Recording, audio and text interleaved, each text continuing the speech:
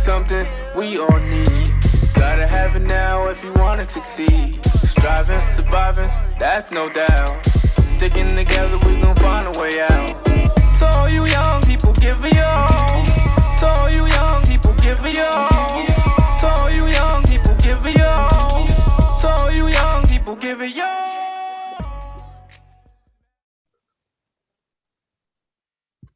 Good afternoon, the back community. Thank you for staying involved. Thank you for staying engaged. This afternoon, we are going to talk about everything about generational wealth, home ownership, and we're going to talk about doing it block by block. So our interviewee for this afternoon is actually going to be Miss Virginia Rawlins of Building Blocks Together. And thank you for being on the back community. I can't wait to dive into your story. Yes, thank you for having me. I appreciate it. Yeah. Listen, I was saying off air, it was like the first time I heard your name and what you were doing, it started to be a constant presence. So the first time I heard about you was at the Capital Black Expo there with Tatiana Cunningham. But then it was just like I just kept seeing your name pop up, and I'm just like, well, real estate is something that's near and dear to my house, to my heart. So shout out to my man Just down there, Fresh and Fly, who likes to keep me fresh and fly. So I had to bring out the Bill Wealth sweater for you. But I'm gonna hit you with your first question because I've gotten a chance to research you a little bit, but there might be some people in the Capital District area who might not know what it is that you do. So here's your opportunity to tell the back community more about you, Virginia. Let us know what kind of work do you do and what kind of passion projects are you involved in. Here's your chance to tell us more about you. Yeah, so thank you again for having me. I'm Virginia Rawlins. So basically, Building Blocks Together, I like to kind of say it's housing consulting, right? To give myself the most flexibility, right, that I need. But really what we're looking to do is kind of build wealth and equity through homeownership education, real estate ownership, actual ownership, and then development, right? So kind of all three of those, I would say, stages of real estate, trying to get us, us Black people, brown people, in that process, right? And that what's happening in the capital region. Like you mentioned off camera, I mean, the market is just red hot just because of the pandemic, but just in general, I would say the capital region has been red hot for a couple of years now, right? So I think that's also kind of why Building Blocks was started. I'm also a real estate agent separately from that. So I'm kind of intended to help people through the process, but also helping them find their actual properties. So shout out to Hunt. But yeah, so really just kind of all things real estate I'm trying to get my hands into basically, and really, I guess, put us on, right? Because I think the resources and the things that I'm talking about and the things that I'm sharing with people is not new resources, right? I just think they haven't been presented in a way where we're presenting it to ourselves, right? Like Building Blocks is presenting it to the Black community. But also they just don't know where it is, right? So Building Blocks kind of in my, my work here in the capital region, my former career in the capital region, I have access and I'm knowledgeable to all these resources. Why not, create that platform in a situation where basically information hub where that can get out. Nice. Yeah. And I like what you said. It's about becoming a hub to get the information out. Because sometimes we have resources that are readily available, but we might not know how to access them. We might not know who is the plug for us to be connected to go ahead and get what it is that we need. But yeah, I think that the Capital District area, Albany in particular, is red hot and is definitely a great investment opportunity for those who are looking to invest while real estate is still relatively cheap or low. But also for for first time home buyers. So I know the buzzwords now are everything talking about finances and talking about investing. So those all used to be, it seems like, taboo topics within our community, meaning that we didn't always talk about, investing and different ways to do it or ways to build generational wealth through real estate. So it's really, really awesome that finances and real estate have become part of the conversation. And I think that what you're doing is part of it. Yeah, I think so. Something I think is really funny, like just like finances, credit scores, right? Things like that. Like my mother always, I asked her about her credit, right? And she always had good credit, but she didn't necessarily say, this is how I did it, right? Mm-hmm. So I think we know what, like, for example, what credit score we want to get to. We know what number we want to see in our bank account, right? But we don't necessarily know, or wasn't necessarily taught the steps on, you know, almost like how to save your check, right? Like 50% of your expenses should be for this, 20% should be for this, 30% should be for this, right? Or do you even have, you know, entertainment money or freely spending money, or do you have to pay off your debts, right? Like, how do you need to allocate your check to be the most responsible?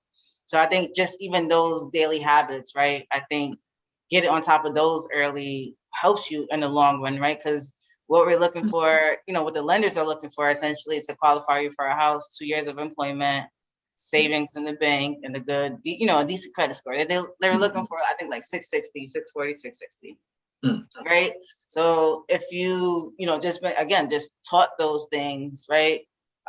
Just good life habits almost, right? Just having a good relationship with money, you are almost preparing yourself for homeownership without even realizing it, right? Yes. Yeah.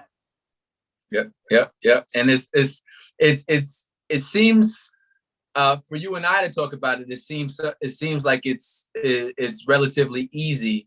But for most of the people that live in, or for most Black and brown individuals that live in communities in the inner city, it's not, right? It's not something that's readily talked about. Like you said, your mom had great credit, but she never really explained how to keep great credit, or you know. So a lot of us, especially in the inner city, you grow up, you might not even have credit before you even get a chance to be old enough, because your parents might have used your name. And you got outstanding light bills, balances. cable bills, and you're like, well, wait a minute, I didn't do this. So you know, so but I think, now. No, so I think, you know, honestly, what you're saying, a lot of people are like, even as the pandemic came, I know just the capital region is flooded with real estate agents. So you see all the ads, and you see like perfect time to buy a house, right? And it's like, how can we think about buying a house? And I've had some very real, you know, conversations with people, and I'm like, you know, home ownership, you know, giving them the whole spiel, blah, blah, blah, blah, blah, right? But they're like, yo, I'm struggling to pay my bills every month, right? So of course you want to see people and put people in homes, right? But again, those baby steps. If you're struggling to pay your bills, that means you're not balancing your checkbook, basically, right? So again, savings, right? What are you bringing in versus what you're spending? If you're spending $100, but you're only bringing in 89, that doesn't quite work, right? And then over time, that kind of snowballs and escalates upon itself. So, you know, right? So I think it really does go back to, you know, those basic principles. And then I think the other side is, you know, meeting people where they are. Yes. I think, again, a lot of the institutions that, you know, are doing similar work that Building Blocks is doing, right? They are more comfortable in the office versus kind of going out into these urban communities that they're supposed to be serving, and, you know, really interacting with the community, with the neighborhood, you know, them knowing their face. To be honest with, like, for example, I used to Arbor Hill, West Hill, South End, literally like block by block, you know, like walk up and hand out stuff, like when I was with the Land Bank. And do you know, to this day, people contact me, like, I know you was with the Land Bank, are you still with them? And I'm like, no, I'm not still with them. But obviously the institutional knowledge is there. I can kind of walk them through that process. But that just goes to show you, like, people who've met me years ago, randomly tabling at different community events, is like, what are you doing now? And I'm like, oh, you're doing this. And it's like, okay, they see the progression, right? But for me, it's like, that person, you know, a couple years ago, probably 4 years ago, wasn't necessarily in a position to buy a house, but they might be now, right? So I think kind of meeting those people where they are, whether that's, again, tabling, having the office, like, that's really in the community, or even just kind of making sure, like, flyering, right? Just different, I feel like just different methods of grassroots, like, organization, just kind of communication. Is really, I think, what the difference is for Building Blocks. And then of course, I think like I'm naturally on social media every day, so that also helps me. Yeah. Yep. Yeah. I think, a lot of times in our community, it's hard to trust other individuals to help walk you through that process, because oftentimes we're often like, oh, okay, well, what is Virginia up to? You know what I mean? Is she trying to steal my money? Like, no, I'm not trying to steal your money. I'm trying to help you to get it all together so that you have something that you can create that can build generational wealth, that can build a legacy for you and for your families. But getting over that hump of trust is one barrier. But then the other part was budgeting. Like you mentioned a couple of buzzwords for me, which was baby steps. And it was something else you said, but it made me think about like, because I did Financial Peace University with Dave Ramsey as well. My wife and I graduated that maybe like 3 years ago. Nice. So we got rid of all of our debts. And the very first thing that we go over was budgeting. And I had just realized that, budgeting 101 could actually set up most of us in so many different ways, but we're not handling our money. We're not even skilled to look at it. We're getting killed with small things like subscriptions. Some of us got 3 gym memberships. They got 4 music memberships. We got all types of subscriptions that are killing us slowly, but it's not until we take time to look at budgeting that really starts to help us to hone in on where we can improve, that will ultimately lead us to what you're doing, which is being able to purchase and own our first homes. But how'd you get involved in real estate, and why real estate? So I actually like fell into it. So I was at the state assembly. So I was basically in politics. The member that I was working for, she retired. I just did I actually applied to like AmeriCorps up here and like a version of AmeriCorps in New York City. And I actually got into both, but I knew that I wanted to do it because I thought it was a good opportunity. But I knew Albany's cost of living was a lot cheaper anyway, right? So I was definitely trying to like stay in Albany. So I ended up doing AmeriCorps, which was at the land bank. And the role that I was in, I was a housing services counselor, and it was natural for me, right? Like coming from the assembly, I would deal with, different constituent groups that would come to meet with the member. I've always had like almost like customer service type roles, right? So I didn't really think of it any differently. But what I realized very quickly was that a lot of the customers look like me, right? A lot of the customers were like looking for property, most, first time home buyers.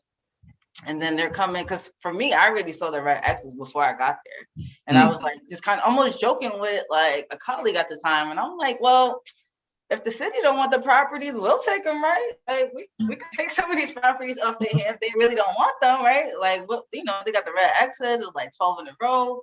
Like what they want, $200 for one, right? So that's what we was thinking, right? So just so happened I landed at the land bank, and it kind of answered some of those questions about the red X's. But yeah, it was literally like happenstance. I think just the role, again, I was like walking people through the application. And then they started asking me questions like, well, are there grants available? So naturally I'm like, okay, well, I have to look up grants now, because this is a question that, I'm constantly getting. So yeah, I actually just fell into it. Nice. Yeah, and then I loved it. But I think what really kind of drew me to it was almost like, wait, these properties, like some of these red X properties are like some of the properties, I was talking about before. So I was very excited to learn about, like, obviously the process of purchasing, all that stuff. But yeah, I think just kind of almost like the opportunity that I saw, right? Because obviously at the time, I think properties in Arbor Hill, the most was like 100,000. Those was like the real nice, like that was the top of the line. You saw a property in Arbor Hill at the time for 100,000. That was pristine. Most of the properties at the time was like 50, 60, right? And then you had the land bank property starting at like 5K to, it would range, right? 5K to maybe like 50K. But the 50K properties wasn't even in city. So anyways, so yeah. So just the opportunity that I saw, with the cheap properties, I'm like, dang, like I need to kind of like take this a little bit like more serious, right? And I almost felt like a sense of duty to it, right? Because I'm like, dang, yeah, they selling properties and that's their business model, but I don't know that they really know what a $10,000 house would do for a first-time home buyer who never saw themselves in the house, right? But if you don't have the capacity to rehab, right? So that's like a whole other hurdle, right? But just I'm gonna be honest with you, just like the glimmer of hope that people came in with, I was like, dang, like really, this is it, like, because I always knew I was like, I was like, I know I want to help people, but I don't know really what I want to do. And so I thought I wanted to work with kids, and then I'm like, And so like for America came up, and I was like, I don't really know about that. Right. And so then City Year was another program. So I was always drawn to those, like, almost like volunteer type, programs. So, but I was like, I don't know if I'm it for the classroom all day. Right. But yeah, so I just kind of fell into it naturally. And like I said, like, honestly, like the glimmer of hope that people came in with, like, yes, I burst a lot of bubbles, unfortunately. But even some, like one person I remember in particular, she's like, I'm getting my my taxes back. She had a couple kids. So she's like, I know I'm getting back 20 racks. So this is what I'm gonna buy it. I'm gonna fix it up. This is what I'm gonna do. She tried to like piece it together, like we tried to piece it together over like a period of time. But just the fact that she even had the foresight, right, to come in and say, I know I'm getting a lump sum of money. I'm probably never I've never done anything, responsible, at least with my taxes previously. Let me at least put my kids in a house that's like, I could put them on a deed and they could have something to call their own. So just kind of like those people that I've encountered kind of kept me in real estate. And then I got my license because I'm like, the land bank, like I'm basically selling real estate. I'm just not licensed. So yeah, I was like, I might as well get my license. Nice. Yeah. What is it? Shout out to the work that's being done by the land bank. I think I had just reposted one of the properties over there on Clinton Ave that they just finished rehabbing. And yeah. The land bank is getting busy.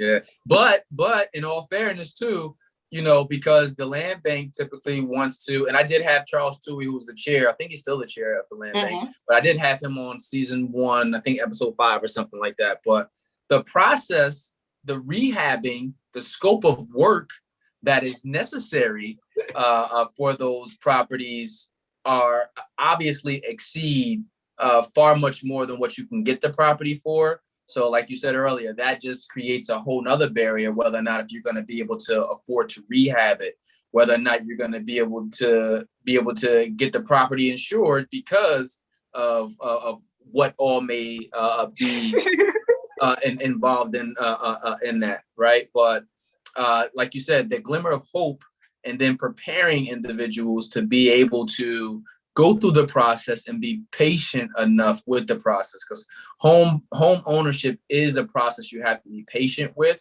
We own our house here in the DMV. We have one there in Albany. We're looking for some other investment properties as well, which is why I'm coming to your real estate mixer that you guys are doing April 8th. So tell me a little bit more about the real estate mixer and why people should decide to come out, and what can they expect to get?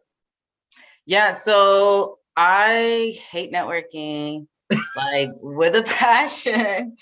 And then I realized that I just hated networking because I was in politics. And not that I didn't like politics, it just, I guess, wasn't my passion. So I was just like, this is not, all right, I'm just going to get my free food and I'm out of here. Right. But so one, the environment is not stuffy at all because I hate stuffy networking environments.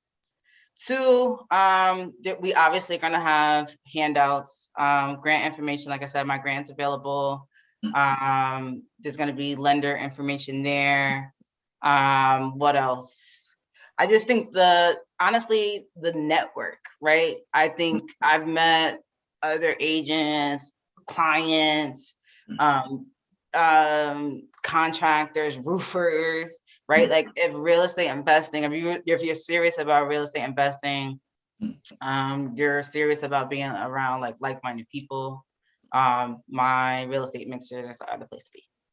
Okay. All right. And that is April 8th at the Blake Annex, if I'm not At the mistaken. Blake Annex. Okay. All right. All right. Like I said, I will be in town and on hand. My wife and I are coming up to make sure that we are a part of that event. Because like I said, home ownership. We're super excited. Yeah, man. Home ownership is everything. And if done right, could really create that generational wealth, that term that we've thrown out several times already, but can really teach us how to be responsible, can teach us how to maintain things within our family and not to lose it. Because sometimes, our parents or our family members have put in a lot of work to become homeowners. And God forbid, when they pass away, we might lose those properties and, you end up with nothing. So that's part of the process of re-educating ourselves to keep what it is that we have. So that's why I love what you're doing. And like you said, you're doing it. You're actually going from the grassroots level and seeing them where they're at and meeting them where they're at, which is going to have, I think, a greater impact over time, as opposed to just saying, hey, do this and figure it out and come to me when you're ready. But it's just like, I can help you with that large sum that you have right now if you're ready to do something. We might not necessarily be able to get it just now, but be patient enough with me. Keep doing this with this process, and we'll actually be able to help you to get that first home for you and your family. And you can change the game. Think about what people have done with taxes, stimulus money, and I just be like, listen, okay, after all of this, if you didn't hold on to anything or retain anything or to get a foresight of what you can do to better yourself and your family situation, it was like, what are we doing? Right. So I think also, so Building Blocks was actually started in 2018, but I think really after 2020, the conversation we were talking about defund the police and all that stuff, we were talking about resources, right? And for me, like, I'm not like, yes, we need new government structures, right? And I absolutely believe that. But I think until we get those new government structures, what are the things we can control, right? What are the ways we can put ourselves in position, not only to have resources, but to reproduce and have, be plentiful in those resources, right? And I think, real estate is not like, so if you're unemployed or you're homeless or you need a job or, certain things are not in place for you, obviously home ownership is not the conversation for you, right? But we can still plug you into those resources until, you get and really build those blocks or those steps to meet the requirements of home ownership, right? But I think just generally speaking, again, real estate is not like the silver bullet to Black people overcoming, America, right?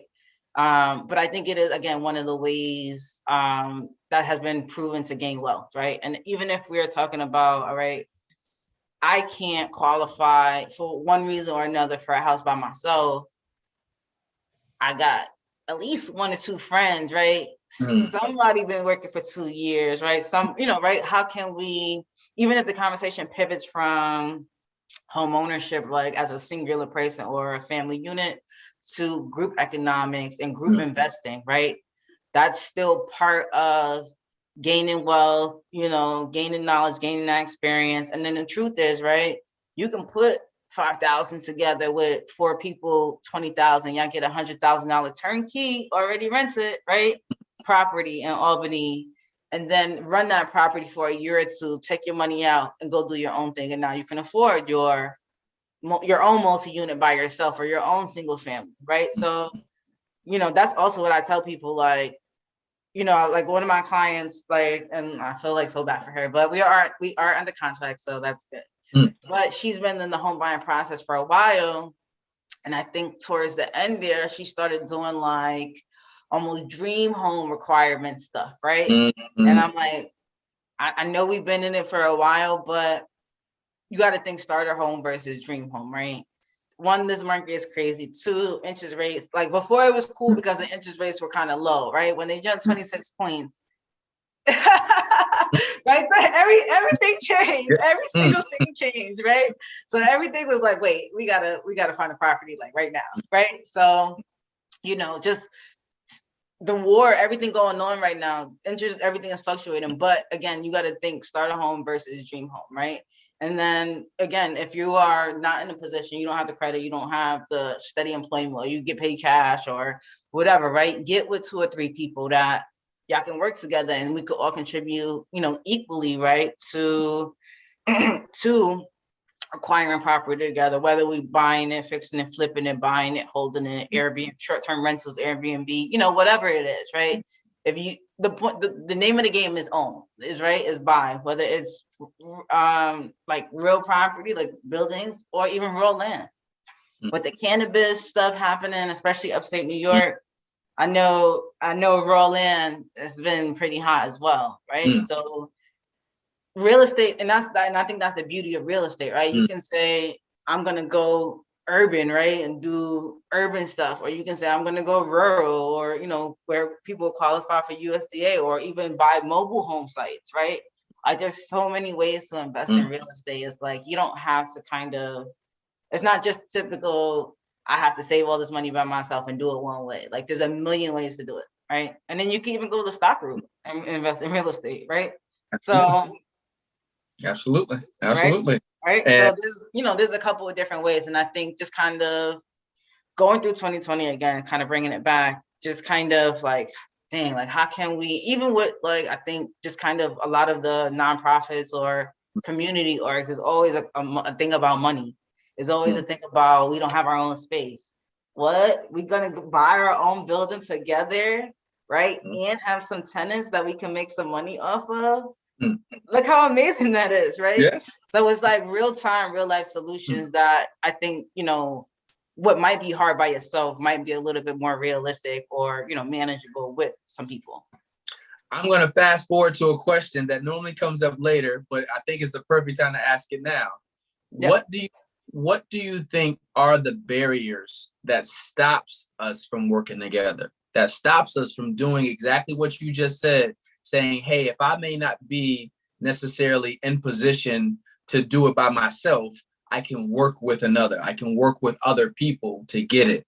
And I often I'll ask the question of just like, do you think the community works together collectively as a whole? If so, that's the question. Do you think the community works together collectively as a whole? If not, why? What do you think the barriers are? Because I think what you just said is really helpful and could be applied to so many other people that might not be ready themselves, but can align themselves with other people. So, what do you think? What do you think keeps us from doing that? So I'm going to answer both of your questions. So, do I think the community works together? No, I think and for whatever reason, I just kind of think everybody has good intentions, especially in Albany, and it's not small. I call it small Albany for a reason, right? Like it's super small, super tight knit. But I think really a lot of conversations that could be had if you're launching a new program, right? Oh, I'm launching the same program. Scrap that. We're launching this program together, right? Because now it's one program. You probably added something. I added something, and now we're not fighting for different funding streams. I think in Albany, and probably a lot of places, right? Like there's a lot of different programs trying to do a lot of the same things, right? So they're again fighting for the same funding streams, or they're not able to create their own funding streams, which kind of hinders them from kind of growing too, right? And then other question, I would say like pride, right? I think to come to somebody or come to your partner, come to your friend and say, look, like I don't necessarily have all my ducks in a row, but I have an idea that I think could work, right? You might be like, you might have tried it, right? And it might have gotten shot down, or you just might just be prideful and say like, I don't want to ask for help, right? I'm just going to do it by myself. I think we are very much a people, men and women, right? And we try to say men are like this, women are like this. No, we're very much a people that's too prideful that's to say like, I need help. Like I was talking to somebody and I'm like, yo, what's good? Like, you're doing this, I know you're getting money, just joking around, because people are like, oh, I'm not ready for a house. And I'm like, well, if you working, you got savings and your credit good, then you're ready for a house, right? Like emotionally, to be honest with you, emotionally, people don't be ready for a house. But on paper, Yeah. like a lot of people be ready for a house. So I was just, talking to them. I'm like, so what's going on with your house? Like, when was the barbecue? So they basically like, oh, I didn't get started because my credit. And I'm like, okay, but you have my number. So what's going on? Right. So again, pride. Even though the access, I'm literally talking about 1 degree of separation. Just to humble yourself to say, look, I need help. I might be this person or this public figure or whoever, right? But I need help with this very private matter, right? I might not necessarily be proud of what my credit score is or what I did to get it there, right? But I see what you're doing. I know that to get a house, my credit has to be in a certain position. Where do I get started, right? Yeah. And I think, a lot of times, even just that conversation, oh, where do I get started? Or can you point me in the right direction? Things like that gets in the way. And then I think also too, we're like very much of people like, you get something good and you're like, nah, I'm not really trying to, I'm not really trying to tell nobody about this, right? Like, I just hit this lick, like I'm up, right? Like, dang, that's crazy, right? So imagine you get $10,000 grant and you don't think nobody else know about it, but you're not telling nobody else because it's just like, dang, like, I don't really want everybody to get this, right? But I think just those type of learned behaviors, right? Like the pridefulness, and then on the opposite of it, just kind of like trying to keep stuff to ourselves, right?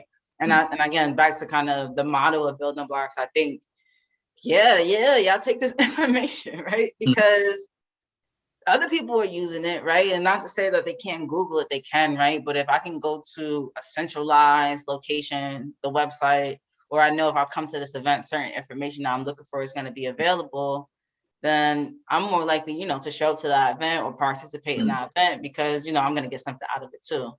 But yeah, just, I think, pride on one end, keeping secrets on the other end, not trusting people, right? On some levels, because if we were talking about real estate, we're talking about exchanging money and sharing money and being financially responsible to an asset, right? So I think all those things kind of come into play on many levels. But I would say it's probably more so pride. Okay. That's kind of, really having people like, I'm doing my own thing, or I don't even want to ask for help. Like, I know you're providing this service that I need, but I'm ashamed of whatever it is, and I don't even want to ask for help.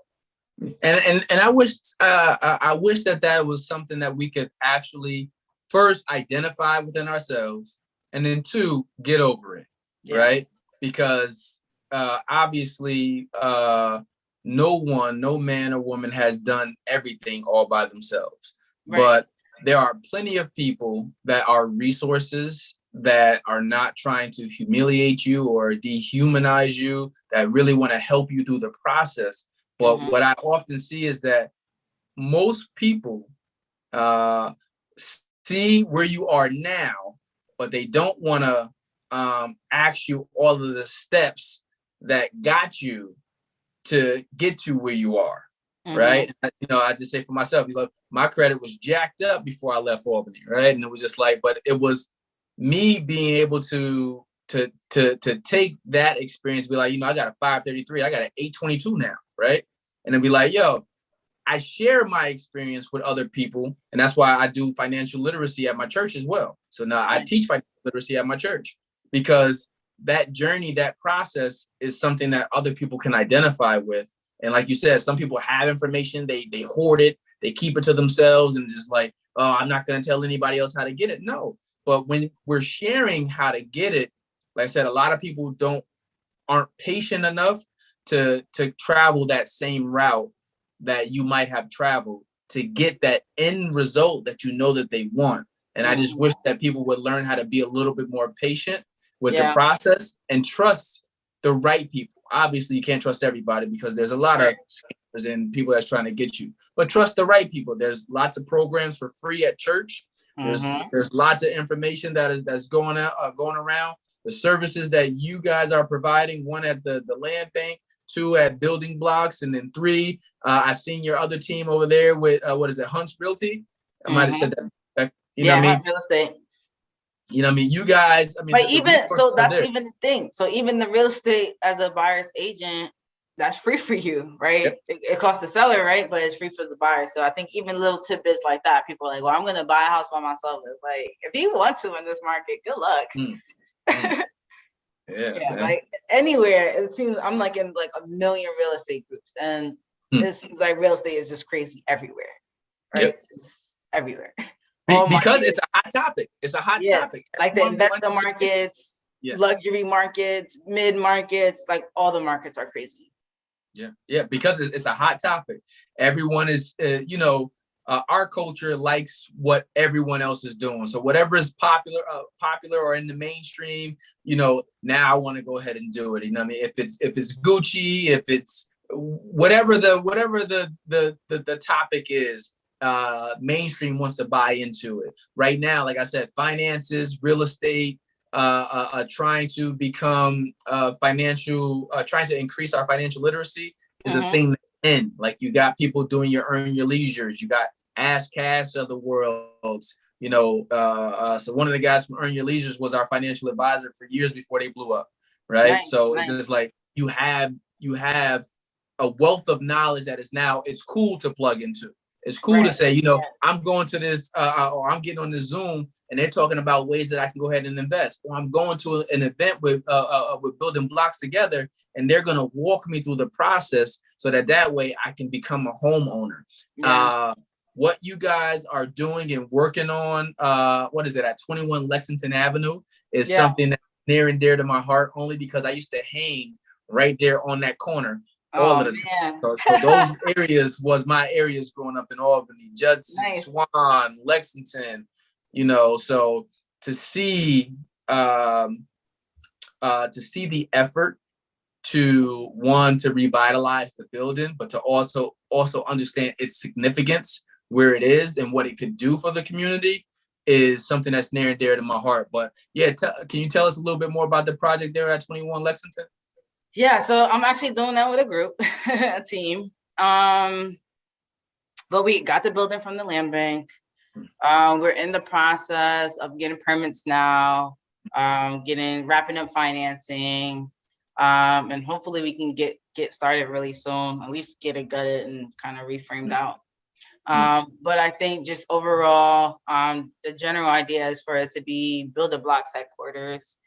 But eventually, I guess like a co-working space or office space for groups to come in, probably rent out the space. And then there's 2 units on top, which would be 2 apartments. But I think when I tell my partners every meeting, like you can see that red X from Clinton, right? Like you can see that red X from Clinton. So imagine my whole thing is like, imagine driving by, looking that way, and there's no red X. Like, I don't even know. I mean, as long as I've been in Albany and been aware of the buildings, that red X has been there. So for me to be removing it at some point soon, is going to be, good for me. But, and then I think kind of what you said, a lot of people are like, why Lex? Like First and Lex? They like, First and Lex, like for real, First and Lex. They're like, you might as well be in the South Bronx. And that's why I like it. And that's why I didn't tell people, like, it reminds me of home. It reminds me of home. So, but most importantly, I think, obviously politicians, everybody has forgotten about it, right? Nobody cares about that area. Like it's known for what it's known for. And like, people are just like, okay with that. Even like, people born and raised in Albany, like I got this one guy that I met a while ago. He's just like, yo, B, like I get your passion, I get all that stuff, but why First and Lex, bro? Like why? And I'm like, look, when I get that building up and they see private investment go over there, I'm like, I'm telling y'all, state gonna come, Fed gonna come, especially the city gonna be on it. Like, oh, what y'all trying to do, right? Yep. And only because I'm picking an area that literally is underutilized, that literally nobody wants, that easily, if I go over there, fix the building up, do an open house, do a couple of community cookouts, really do some flyering over there, like, look, this is what we're trying to do over here. If you're not, right, like basically keep it real. I'm selling Homeownership, right? But if you're not in that position, tell us what you need and we're going to put you in that position, right? And that's the type of energy that I want to bring over there, right? Because I think for people, even like I'm not from Albany, I'm an outsider technically, but just to be like, to come over there to I think have somebody care, right? That's right. Care about the outcomes, care about the actual people that's over there, right? And almost put them on game like, look, they don't care about it now, but they see, people buying property, they don't care about it soon, right? Now I'm putting you in position so in a year or two, you could buy something over here for cheaper than what you would have paid, had you, waited longer, right? Mm-hmm. Or what you would have paid being a lifelong renter, right? Absolutely. Right. Absolutely. So or that is going to be, I know you said 2 or 3 years from now, they'll be might be paying less. As you and I already know, they're going to be paying more because one, if you look at the development along Clinton Avenue, which is right there on the other side of First and Lex, I think what was the investor group that came in? They did like 121 units. It was either like, you know what I mean? So it right. It like is building. No, it's literally like you said. There's already. First of all, I think Albany. I don't know if, and I tell people like I don't know if people have seen it, but I've seen this one commercial. I've seen it like twice, and they're like basically like, "Come live in Albany. Albany is this," showing all the good spots of Albany, and I'm like, one, that ain't for us, right? But two, that's basically marketing. You're gonna basically flood in the area with new money, right? New money that's probably not already in the area. New money where now people's working virtually, make the 6 figures, right? They can live anywhere they want. They might want a little quiet town like Albany, right? Where you can go live in a city or go out in Guilderland or Helderberg and be in the quiet area and then come to the city and have fun and go back to where you at, right? Or, you know what I'm saying? So just things like that I've been noticing, like about Albany specifically. I'm like, I need to like, I need to like get in shape. I'm like trying to whip people shape in a very nice way. Listen, it's time. Yeah. And like I said, a couple years ago, Arbor Hill, the area I'm talking about, average house price 50,000-60,000, right? Like I said, if something over there was 100,000, it was pristine, like nicest thing on the block, right? They're selling shells over there for 100K now. Yep. You know what a shell is? That means you got to go in and do the work. Yep. With all the construction costs, that's 2, 3, 4 times what it was 2 years ago, right? So that's just to give you like price point wise what that market looks like. Now those reasonable houses are basically in Schenectady. Yes. Right. And even out in Schenectady, they're buying up pretty rapidly, right? I would say they're buying up out there pretty rapidly. I agree. And one thing I think I came through, me and my brother might have went out one night. I was home and just driving through downtown Schenectady. And it was just like, man, to see the development in downtown Schenectady in comparison to what Albany used to look like and how thriving it was down there hurt my heart a little bit. I'm just going to go on and say that, just a little thug tip. Like, it did hurt my heart. But it just really shows you that, one, there's a lot of investment opportunities to get involved in that can really be life-changing. All of the construction that's going on in downtown Albany, the wind turbines, everything that's coming around. I follow Julian Gordon too, Mr. Multifamily self. And he says, look for these identifiers in any neighborhood, and you could tell if this is a great place to invest. Listen, and I'm like trying to tell people. Like trying to tell people, like, and Albany meets most of those boxes. All 20 of them. Like the major one, like is more like the more I did more research, and I think so. Also, I think an important thing to kind of point out during this interview is when I was at the land bank, they kept saying all the time in the office, basically all the land bank property, all the like vacant property they was trying to resell was identical to the redliner maps. Yep. So all basically the majority of the land bank holders is over the redliner maps. And I'm like, then what? Like, what's going on here? Right. So that, I think that even more kind of fuel building blocks, the mission and purpose of kind of what we're doing. But so the rezone in Albany, and I'm like trying to tell people, I'm like, do y'all know what that means? Like, they're like, nah. I'm like, that means it's going down. What do y'all mean? Right? So the rezone, they start putting up bikes in like different areas. And it's like, even on Arbor Hill, West Hill side, they got bikes, and they're like, oh, nobody over here ride bikes. It ain't for y'all. It's not for y'all. It's not for y'all. Over Lincoln Towers in the South End, they got electrical car charger. Who in Lincoln Towers got electrical car? Who? Point them out, because I want them to shake their hand. I want to shake their hand because they doing it right, and I need to learn the finesse, right? But like certain things like that, all these community gardens, making it more walkable, that ain't for you, right? And that's why I try to tell people, and people are like, oh, gentrification. Look, it's gonna come whether you participate in it or not, right? Literally, the best thing you could do is put yourself in position to own something that somebody might want to buy from under you, right? Right, that might give more value one day. And or own something that you know is about to rapidly appreciate just because gentrification is happening right around it, right? Like you could, and I think that's kind of where we get lost too. Like we, like the government, the system. Yes, it's messed up. Yes, it's working exactly how it's supposed to work, right? And then what are we gonna do about it? We're gonna sit and cry about it? It's been 400 years, right? We gotta move forward. We gotta like what we've been in the system. We hopefully have learned some things about the system. And now it's time to apply those things about the system, right? Certain things you're just not going to get as a Black man in America, right? Certain things I just can't do as a Black woman in America, right? But I think between us, right, we have enough knowledge to know, like, we could put people in position around us and move ourselves forward, right? In a significant way, almost to kind of set up our kids, right?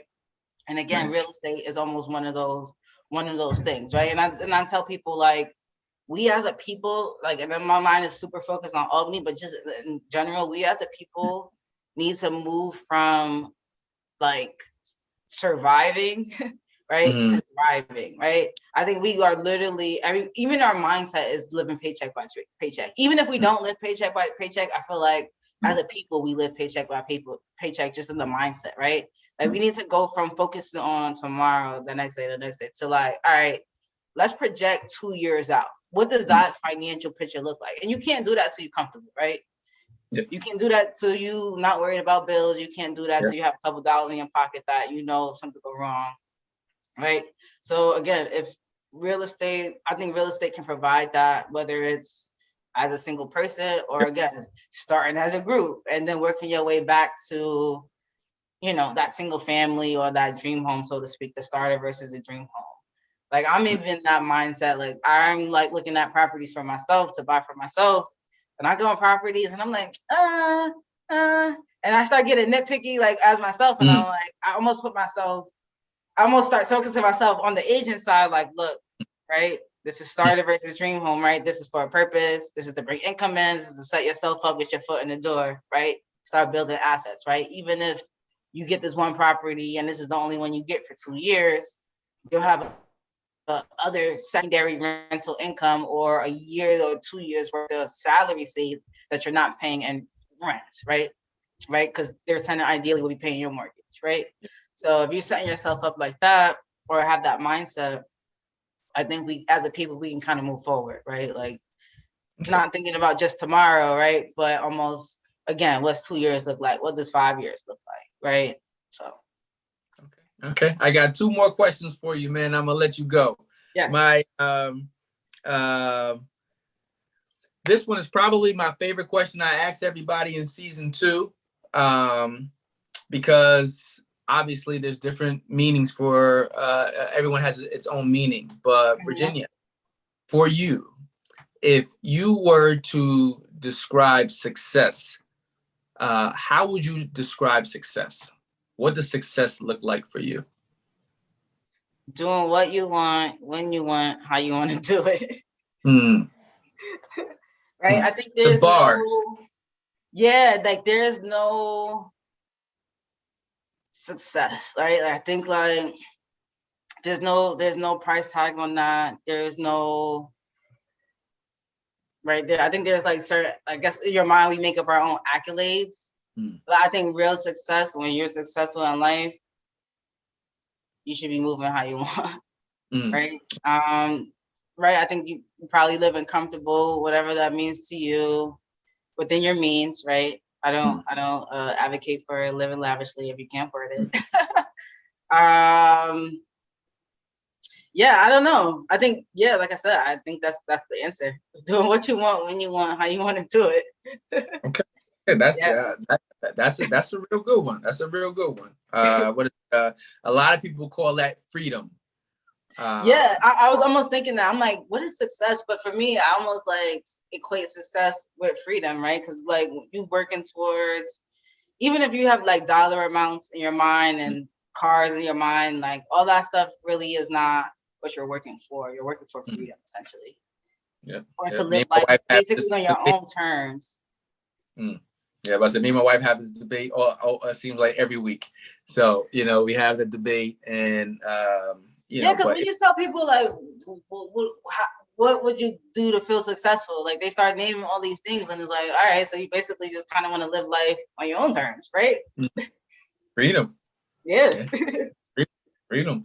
And let me see. It sounds like I think you mentioned earlier that you have your roots in the Bronx. Yes. Yeah, shout out to the Bronx, man. I used to run around in there too, down there in the Hunts Point area. Was the Wedge. So you know what? It's so funny that you brought that up, right? Because I try to keep my eyes on like all things like Black real estate or affecting Black people in real estate. So they renamed Hunts Point the Piano District a couple years. Wow. I was like, first of all, we all know what happens on Hunts Point. Hunts Point is Hunts Point. I don't care what y'all trying to do with it. But that's also one of those indicators, right? They rebrand neighborhoods before they come in and rebuild and do all that type of stuff. So I was like, damn, down goes Goliath. Right. We've seen that before. When they came into Brooklyn and renamed it Dumbo. We've seen this before. So, but and I think the Bronx was like one of the last of the boroughs to get some love, to get some attention, to get some revitalization going on. So I went off on a tangent. I was saying that to say this because you do have roots here in Albany now as well. Even though that was where they started. But in your time being here, what is your favorite place to visit in Albany and why? Favorite place to visit? So I'm honestly gonna sound so fat right now. Albany, like I almost take it personal when people say Albany got whack food. Like Albany has the best food. Like let me see, Nicole's. I think Elusive is newer, is in Rensselaer technically.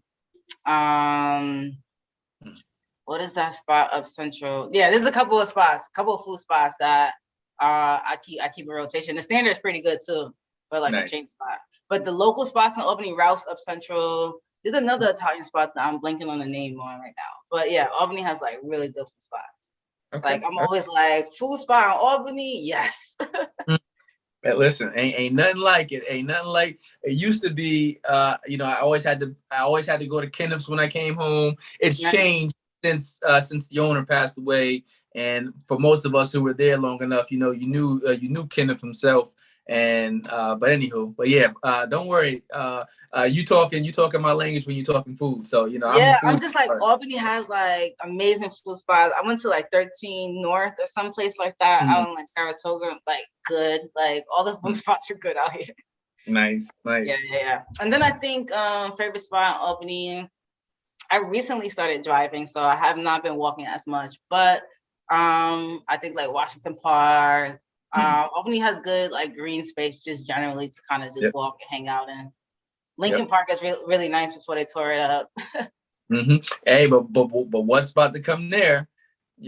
So a state-of-the-art facility. I'm like, wait. Y'all are destroying the park to build basically a state-of-art facility, amphitheater, new basketball courts, swimming, I don't know, you name it, right? But y'all kicking everybody out the projects that would use the park? Is it not for them, right? So you got to start asking these questions, right?